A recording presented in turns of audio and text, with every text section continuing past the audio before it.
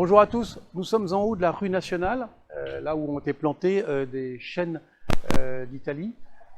Et on voit bien que c'est une catastrophe écologique finalement. J'ai alerté plusieurs fois monsieur le maire, plusieurs fois la municipalité, en conseil municipal, pour dire que la façon dont ces arbres avaient été plantés ferait en sorte qu'ils végéteraient, parce que les fosses étaient trop petites, parce que les arbres étaient déjà trop grands, et que ce serait une catastrophe. Ça avait été balayé d'un revers de main par le maire. Qu'est-ce qui se passe aujourd'hui? On est devant juste un des chênes qui est mort, les autres sont malades et ils végètent. Alors, ce qu'il faut savoir, c'est qu'un arbre c'est bien. Un arbre c'est bien, pourquoi? Parce que ça absorbe le CO2. Quand un arbre est malade, quand un arbre il végète, il n'absorbe plus de CO2, d'abord, point 1. Et quand il est en train de mourir, pire que ça, il en rejette. Donc au-delà des grands discours, les incantations sur l'écologie, la pratique évidemment n'est pas au rendez-vous. On voit que là il y a un vrai problème de pratique, de méthode d'arbres.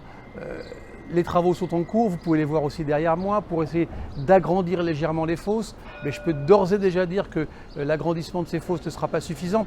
En fait, il aurait fallu reconsidérer l'ensemble des choses. L'ensemble des choses, nous l'avions considéré du temps de mon mandat, notamment en haut de la rue nationale, après les immeubles, après les hôtels, grâce à une agence qui est connue sur le plan international, qui s'appelle TER, et qui était un grand plan de végétalisation devant les hôtels, entre les hôtels et la Loire.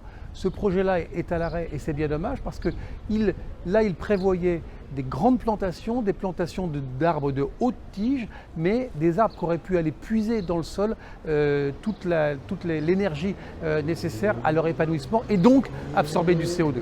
Donc voilà, je pense que là, on a un exemple. Il est un petit peu anecdotique, mais il est très singulier, il est très parlant de la différence entre des grands discours écologiques et puis finalement d'une méthode qui ratatouille, d'une méthode qui ne va pas et d'une absence totale d'écoute de la municipalité actuelle.